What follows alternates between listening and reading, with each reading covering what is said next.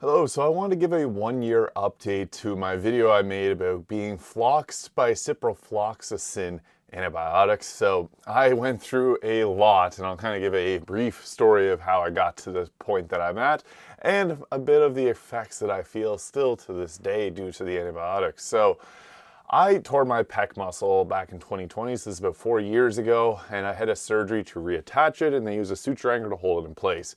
Now, flash forward a year later, and ended up getting somewhat of an infection. It wasn't fully an infection, it was actually an allergy, but I was given antibiotics because they couldn't get it to clear. So I had an oral cream antibiotic that didn't do anything and actually just made things worse, gave me eczema and other skin conditions.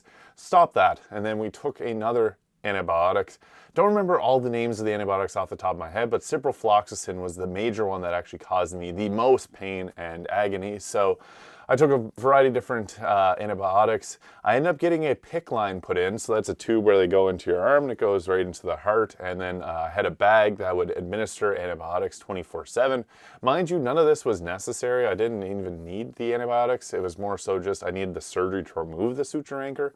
So I went through all these antibiotics, and then finally, after the third surgery that I had, they ended up giving me ciprofloxacin in addition to some other antibiotics that I was already taking. So I took this, and I went to the pharmacy, and usually they're supposed to give you some type of rundown on the effects of ciprofloxacin. Like apparently what's called a black box antibiotic, so they're supposed to take you through all the potential effects of it.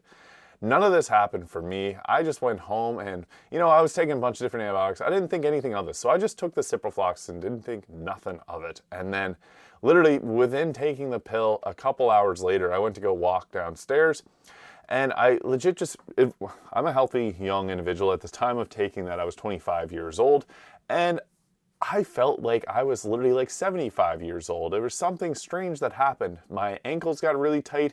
My joints were aching, like all the joints in my body, like everything felt tight and slow. And as if my body has aged like 50 years just in the snap of a finger. So it was definitely something that concerned me. And I didn't know what to do. So I went on Google and started looking up the ciprofloxacin, and then I started to see all these horror stories of people taking ciprofloxacin, which only contributed to the fear that I had, because I was feeling pretty rough after all the surgeries, and like this was a little while after the surgery, like I think it was a week post-surgery, so I was recovered by this point, and the surgeon just added in the ciprofloxacin to just help, I guess. I also had antibiotic beads inside my body, like everything was healing. But I took that, and then literally my body just shut down. I've seen stories of people being wheelchair bound from it, which was very frightening for me, as I had no idea any of this was possible from the antibiotic. I just took it and just immediately started to feel terrible. Now, I was kind of stupid, and I continued to take another dose and then another one. And yeah, at that point, I was like in full pain. My ankles were like throbbing.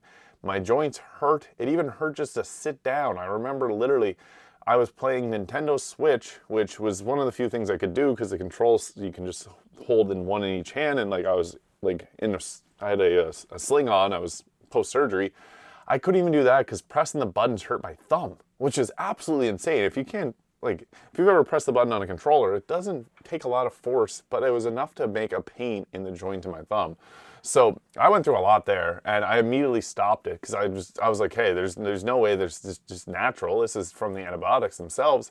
So I stopped taking the Cipro at that point, and I still to this day feel it, which is really unfortunate because this has been over a year now that I've taken the Cipro, and it's still affecting me even after a few pills. And the reason I wanted to make this video is just to bring some awareness to this, because I wasn't told anything by any from the surgeon, from the pharmacist whenever I went there, and they were supposed to, but I guess it was busy, and this was a bit after COVID, so things were still a little bit busy, I guess, in the medical community, but I wasn't told anything about this, and it was very concerning because I'm still feeling the effects of it to this day, which is just crazy. But whenever I went and spoke with the surgeon, I said, hey, like I scheduled an emergency meeting because I was like, I'm literally like in massive pain right now. And I think it's because of the ciprofloxacin antibiotic. And he said, oh yeah, like there's potential effects that can come with it. Like it's good of you to stop taking it then if it's affecting you or if you think it's affecting you. So I just stopped taking it, and the surgeon said, yeah, that's fine. Now, where it gets difficult is I thought that the side effects would slowly go away. So I guess at the 3-month mark after taking it, things were still really tight. I couldn't even go for a jog on the treadmill at that point. The biggest area that I've been affected is my ankles, which is a lot of people have had, issues with their ankles post ciprofloxacin. So this is pretty common and par for the course. So unfortunate, but yeah, I wasn't able to go for a jog on a treadmill until 6 months, a bit after 6 months actually. Because what happened is my ankle's really tight, so like that impact of your feet hitting the ground was just causing so much pain to my Achilles tendon. And that's not to mention that Achilles tendons have a greater chance of rupture after taking Cipro. What it does is it apparently breaks down the fibers in your Achilles tendon itself. There's a lot of science out there to go and look at that, but apparently it just makes your tendons a lot weaker, which I felt it was very scary. And after tearing my pec tendon off the bone, I was very concerned because I did not want to have to go through another surgery. And if I had an ankle surgery, not being able to walk and not be able to use my upper body would have been just absolutely nightmarish. So I took a huge break from running, and I'm someone that's been athletic all my life. I played sports growing up. I competed in bodybuilding competitions. I've done numerous running events, duathlons, and I went from doing all that to not being able to do anything at all, which is just extremely depressing for someone that's very active all their life. But now, I guess to the point of this video, getting upwards to the year mark, I still have effects from the Cipro, which is extremely scary. So I did go for a run yesterday and it was all fine, but I did have to stop at around the 4-kilometer mark. And I just had to stop because my right Achilles was like throbbing, and that kind of scared me because of, everything that I went through and everything that I've read in the past. This is something that I try to not think about as much as possible because it is depressing. It's very, very depressing. But it still comes back to haunt me every single time that I do something physically exerting on my lower extremity. So running, biking even causes some pain. Biking, you don't have that impact, which is what causes, I think, a lot of the pain to the Achilles and the ankle. But even on a bike, you have to push it like that. And I've had knee injuries in the past that keep flaring up. I don't know if that's related to it, but I do know that my ankles are still tight to this day. Now, I try to go for runs, but I still can't. I used to be able to go for a run 7 days a week, like short 5Ks, or no problem. I could do that any time I wanted to. I could literally just go out and run. Now, that's not the case. I have to warm up, which is normal. You should do a warm up before that kind of stuff. But I have to warm up my ankles and like kind of roll out my calves, go through this whole almost like I'm a personal trainer, so I have a lot of knowledge of these things, and I have to go through a full like warm up just to be able to start my warm up whenever I'm doing runs. So it's caused a lot of physical pain, but also a lot of like inconveniences to my life.